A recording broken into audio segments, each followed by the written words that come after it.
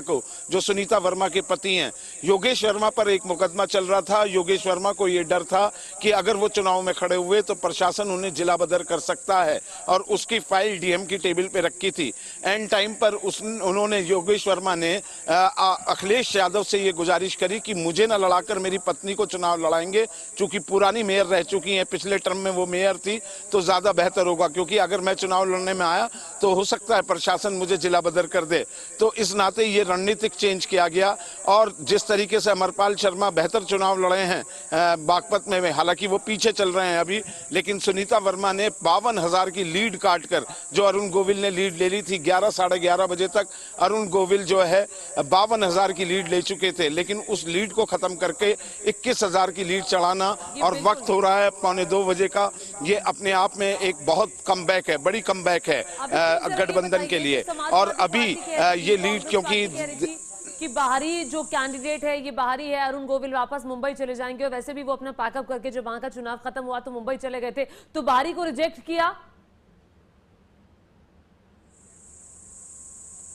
जी कुल मिलाकर हाँ बिल्कुल, देखिए, लेकिन बीजेपी के जो अपने वोटर्स हैं उन्होंने वोट की, लेकिन वोट प्रतिशत कम रहा है।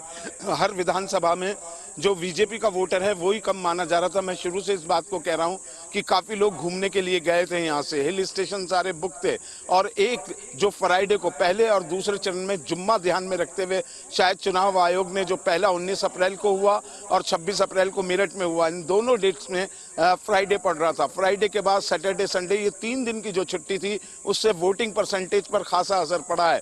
और बाहरी की जो आप सवाल कर रही हैं उसने कहीं ना कहीं ये बहुत बुरी तरीके से असर किया है। और दूसरा, बीजेपी के अंदर फूट रही यहाँ पर ये देखा गया, अरुण गोविल का एक व्यवहार बहुत रूड व्यवहार माना गया, खुद बीजेपी के नेताओं से उनकी बनी नहीं है।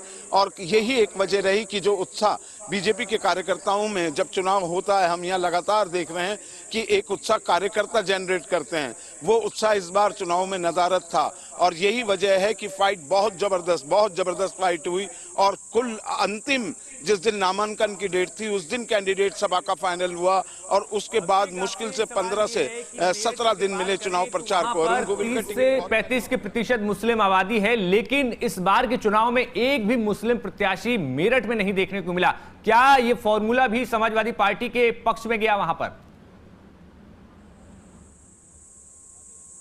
जी बिल्कुल, ये समाजवादी पार्टी की ये कोशिश थी, और उनको ये फीडबैक था कि अगर मुस्लिम प्रत्याशी दिया तो इलेक्शन मुस्लिम हिंदू में तब्दील हो गया तो फिर मुश्किल हो जाएगी। इसलिए मुस्लिम दावेदारों को उन्होंने सिरे से नकार दिया था और साफ मना कर दिया था। एक सीट दी कैराना में और एक जो संभल में, वहां पर सीट दी। कांग्रेस ने एक दानिश अली को दी और एक दी सहारनपुर में इमरान मसूद को। उनकी लीड बहुत जबरदस्त चल रही है इमरान मसूद की, शुरू से ही पहले राउंड से वो लीड बना के चल रहे हैं।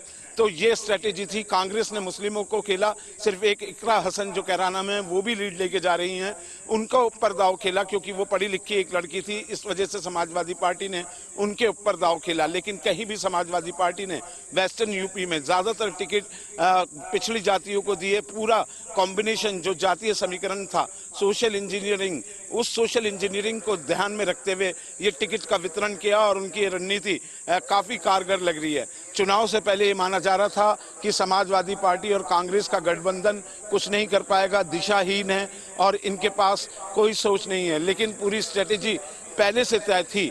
इमरान मसूद पहले समाजवादी पार्टी में गए थे कांग्रेस को छोड़ के, 2019 में उन्होंने कांग्रेस से ही चुनाव लड़ा था, हार गए थे, लेकिन उसके बाद उन्होंने समाजवादी पार्टी का दामन पकड़ा, बहुजन समाज पार्टी का दामन पकड़ा, उसके बाद फिर वो कांग्रेस में आए, और कांग्रेस ने इस बार फिर से उन पर भरोसा दिखाया और अभी वो लीड बनाए हुए हैं। और इधर सुनीता वर्मा की लीड अभी जो पीछे अनाउंसमेंट हुआ है फिर से बढ़ गई है, 2000 और लीड उन्होंने बढ़ा ली है। 21,000 थी, अब 23,000 के आसपास ये लीड पहुंच चुकी है।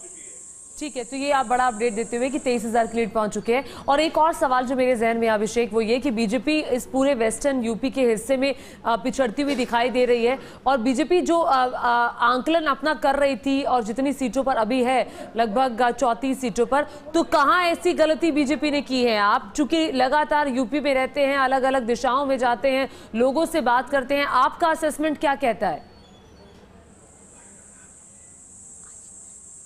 देखिए, जो विपक्ष के मुद्दे थे वो बिल्कुल हिट कर गए और संविधान को लेकर जो बयान दिए गए बीजेपी के नेताओं की तरफ, अरुण गोविल ने भी जिस दिन फर्स्ट डे बीजेपी कार्यालय जो यहाँ पर है हरमन सिटी में, वहाँ जैसे ही वो उतरे थे, उन्होंने कहा कि 400 सीटें इसलिए चाहिए कि हम संविधान में कुछ संशोधन करना पड़े तो हम वो संशोधन कर पाएं।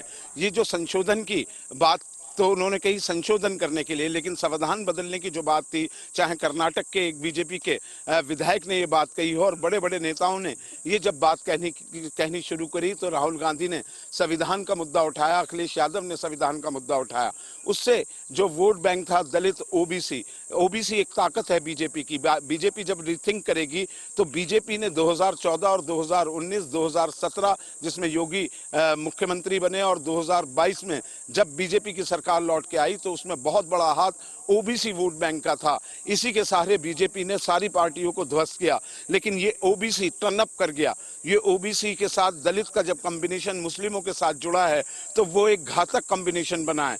बहुजन समाज पार्टी की यूपी में सरकार आई थी 2007 में, किसी को आकलन नहीं था कि बहुजन समाज पार्टी 2007 में अपने दम पर बहुमत बनाएगी। जब आंकड़े आए, उससे पहले जब रुझान आए थे, तो किसी ने बीएसपी को सीटें देती हुई नहीं दिखाई दी थी। मुझे याद है 2007 में मैं काउंटिंग स्थल पे खड़ा था और जब 9 बजे के बाद रुझान आने शुरू हुए तो वो बहती चली गई बहुजन समाज पार्टी की तरफ। उसका कारण ये था कि अपर कास्ट के साथ साथ दलित और ओबीसी ने बहुजन समाज पार्टी को बहुत जमकर वोट किया था और उन्होंने सुपड़ा साफ कर दिया था और बहन जी की सरकार यूपी में बन गई थी। ठीक इसी तरीके से इस इलेक्शन में हुआ और जो 4 इलेक्शन की मैं बात करूं बीजेपी के लिए, 2 विधानसभा, 2 संसदीय चुनाव, उसमें ओबीसी और दलित वोटों में भी सेंध लगी। इस बार उसमें विपक्ष ने सेंध लगाने में कामयाबी हासिल की है।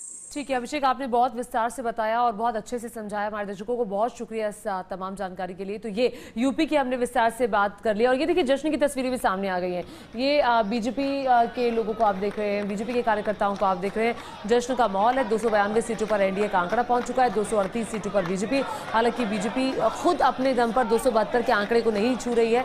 292 सीटों अपने सहयोगियों के दम पर वो सरकार बनाती हुई भविष्य में अभी दिखाई देगी। हालांकि टैली थोड़ी बहुत अभी जरूर बदलेगी। मेरे साथ मेरे सहयोगी नवीन भी जुड़ गए हैं। नवीन, मैं आपको बता देती हूँ कि इससे पहले जो सहयोगी थे मोहित, वो यूपी पर बात कर रहे थे। नवीन हमारे साथ हरियाणा और पंजाब की बात करेंगे, क्योंकि हरियाणा पंजाब पर इनकी पकड़ बहुत ज्यादा है। अब देखिए हरियाणा की 10 सीटों पे काटेगी टक्कर और हरियाणा में बीजेपी को कड़ी टक्कर कौन दे रहा है? कांग्रेस पार्टी का गठबंधन आम आदमी पार्टी के साथ। कुरुक्षेत्र की एक सीट जो थी वो आम आदमी पार्टी को दी थी गठबंधन में कांग्रेस ने। अब 5-5 सीटों का आंकड़ा है। 5 सीटें कांग्रेस पार्टी के खाते में जाती हुई दिखाई दे रही है, जबकि 5 सीटें जो हैं